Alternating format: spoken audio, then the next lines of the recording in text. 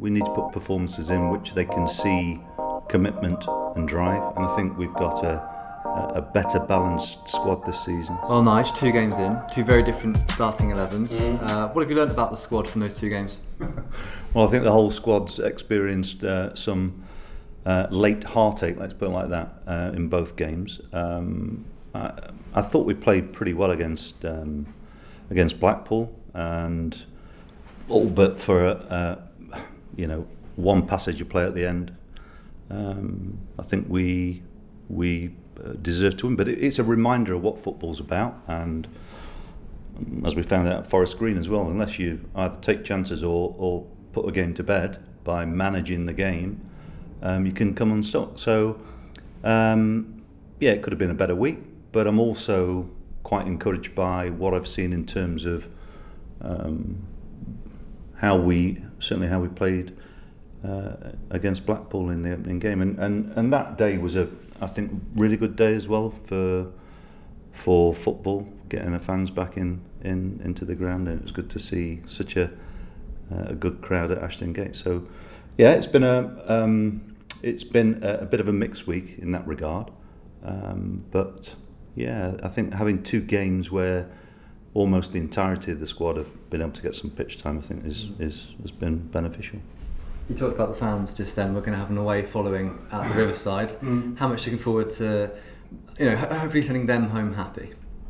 Yeah, I mean that's something that we always want to do. It's not always. I mean, our fans have not had a lot of things to cheer about over the last 6 months or so. So I think we need to put performances in which they can see commitment and drive, and I think we've got a better balanced squad this season. So hopefully as the season progresses, we'll have a bit more consistency to our play.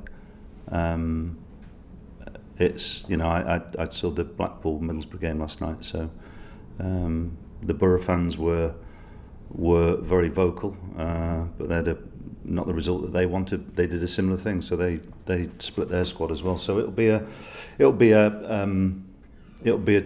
tough game up there, but for me it's always about how we set up and perform ourselves, and I want our work rate and our collective commitment to be very, very visible. So hopefully we can get an away win, which would set us up nicely, but it will be a tough game, there's no doubt about that. In terms of the players, what have you seen from them in reacting to those last 2 results? Do you see something within them to say, yeah, they can kind of take this and pick themselves up?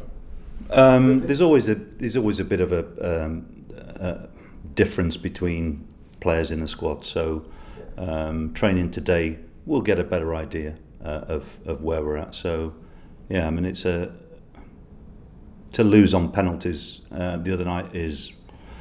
I mean, the annoying thing from my own perspective is not seeing the game out once we'd, if you like, came from behind and looked relatively comfortable. For us to throw it away in the fashion that we did is annoying. But look, that's gone now. It's about making sure that our squad and whoever starts at the weekend are ready for the game. Just a couple of words on injury latest. Joe Williams, how is he doing? Yeah, he's got a bit of a thigh problem. It'll probably keep him out for a week, but nothing major.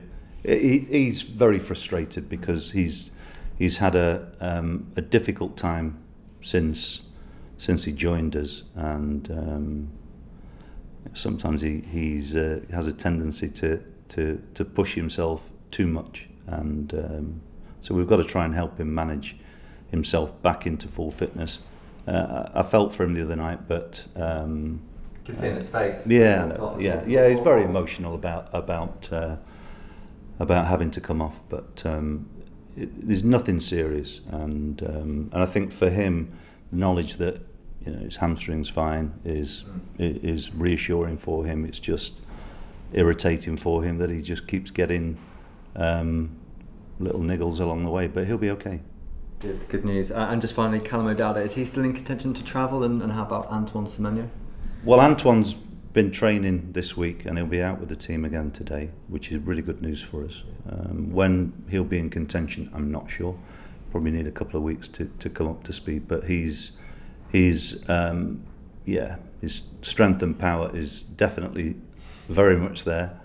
We need to get him back into a position where he's available for us, but if that takes a bit more time, then I think it's more important that we, you've heard me say many times, get him back to stay back, and that's not always a straightforward thing to do. So we'll have to protect him and make sure that it's safe for him to be back on the field of play.